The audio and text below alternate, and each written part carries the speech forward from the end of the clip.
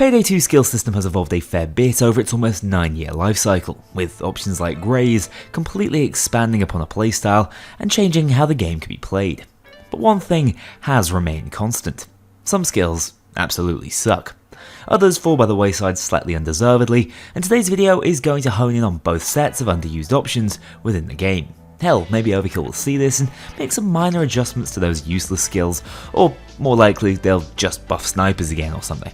In any case, I like Payday 2's skill system in the form it currently exists, and think that it's really the perk decks that need looking at a little closer. So this is more of a video for us Payday historians to have a good laugh at how a skill could cost as many points as basic Bullseye, whilst doing effectively nothing.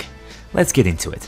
Combat Medic is a skill that most builds will end up taking. The healing from the medic tree is often just too hard to pass up, and it being the tier 1 skill means that it can't be avoided. And fortunately, its base effect is actually quite good, providing sizable damage resistance whilst reviving, one of the reasons why Inspire Aced has been falling out of favour recently. However, its aced version has to be one of the worst skills in the game.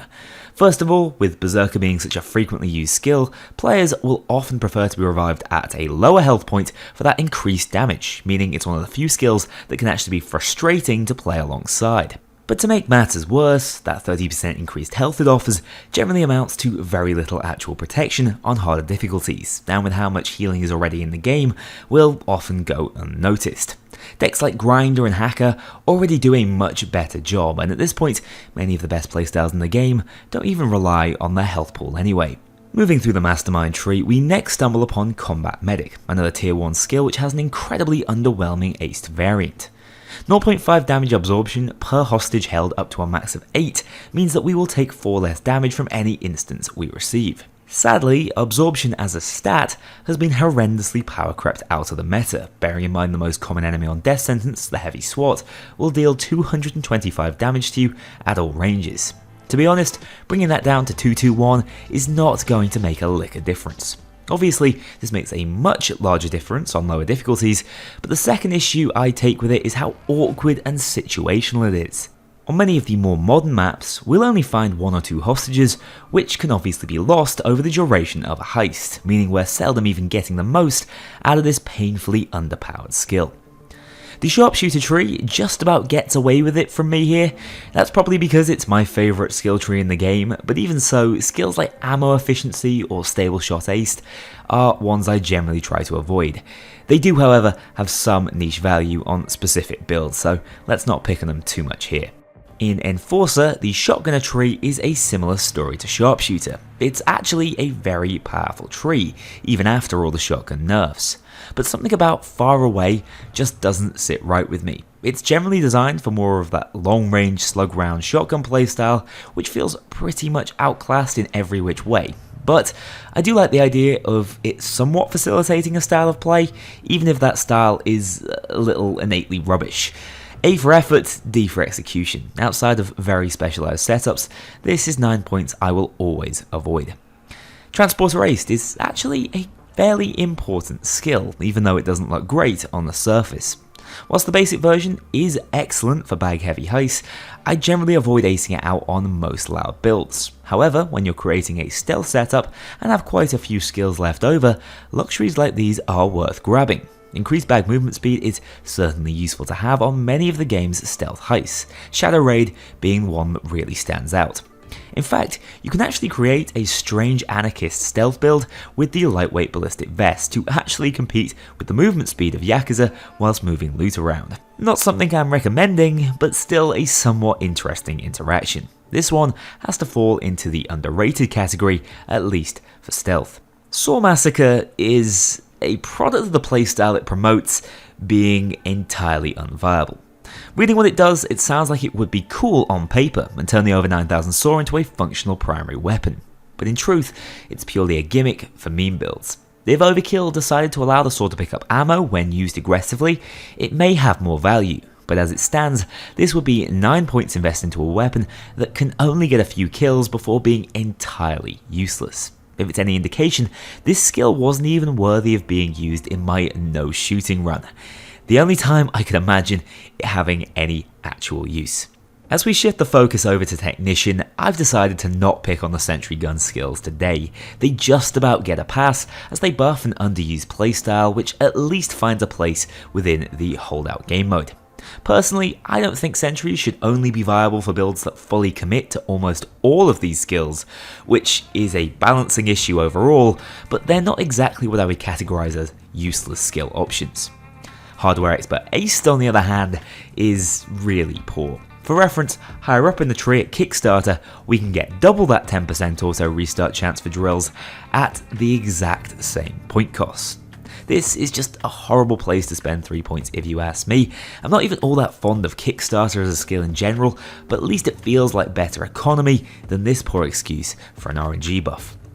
Heavy Impact is a bit of a poster child for bad skills in Payday 2. It costs 6 points to ace out and will give us 25% chance to stagger enemies with each shot we land. So that means every 1 in 4 bullets we fire should be staggering. However, have you ever fired 4 bullets at an enemy in Payday 2? How many of those enemies were still standing up after the onslaught, especially if you actually have the aim to land headshots? Oh, none of them? Yeah, this skill is one that sounds absolutely fine on paper, but is almost entirely useless in practice. Basically, there are very few weapons that actually do low enough damage to get use out of the stagger effect without just accidentally killing the target instead. And as I always say, a dead enemy is always better than an incapacitated one. The only enemy type which really has the health pool to make a skill like this useful is the bulldozer, and of course this skill doesn't work on bulldozers. So yeah, I dare you to find a use for this bad boy. Of course, it does go hand in hand with dire need. Now I think this skill is conceptually much more interesting, giving you a guaranteed stagger with the first shot you land on each enemy after your armor breaks. The idea being that you can sort of functionally gate your own death by interrupting the cop's onslaught.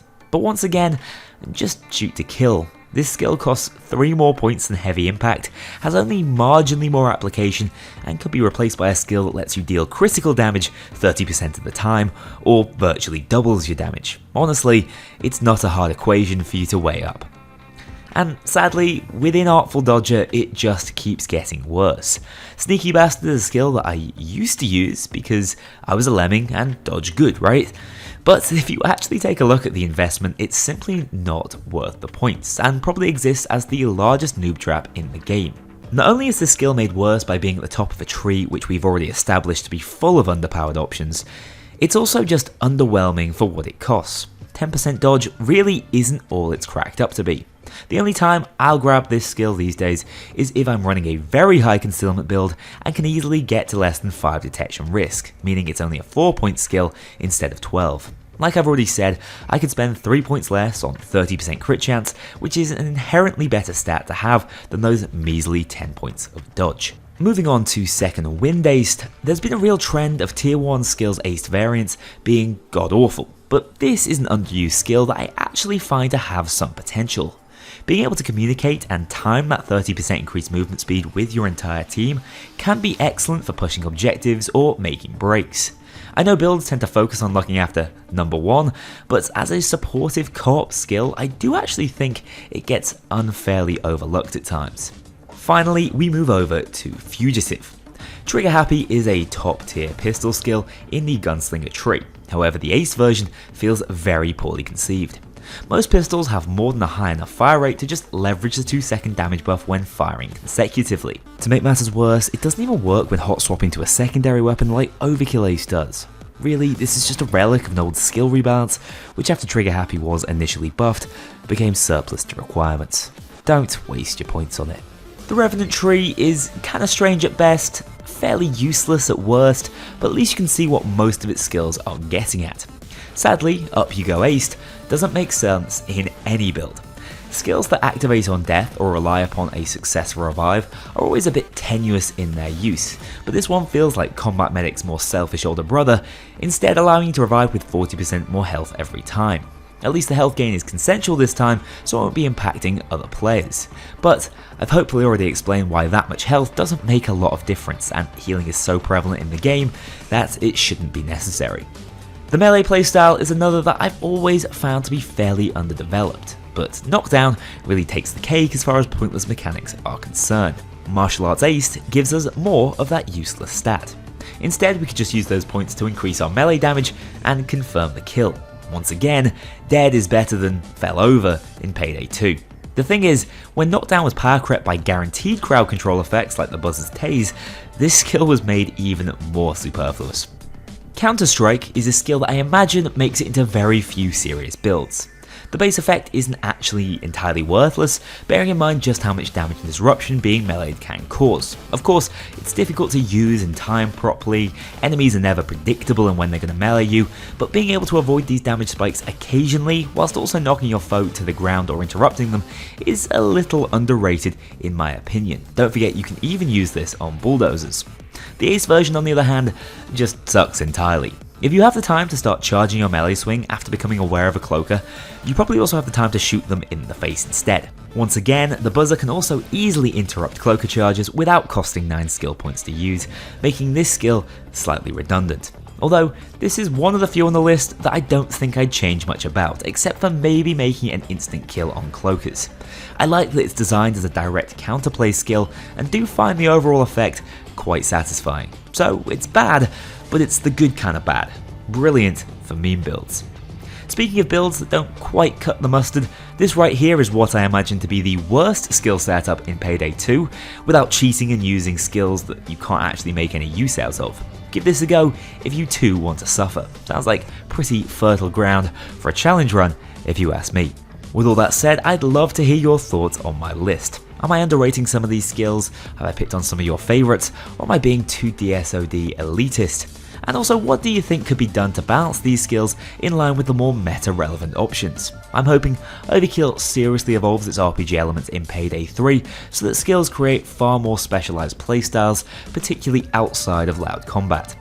If Payday 3 is on your mind as often as it is on mine at this point, you may want to think about picking up a brand new shiny PC to play it on before we reach the launch date. And of course, my range of Payday-centric machines from the guys over at Apex offer you exactly that. I'm off on my very first holiday in a couple of years next week, so I'll see you all as soon as I'm back with another challenge run. A huge thank you to my dedicated Patreon backers. If you want to join this crew in going infamous, check out the link below and pledge as little as $2 to see your name in the credits, or get 24-hour early access to future videos and vote on upcoming content. Take care, I'll see you all soon.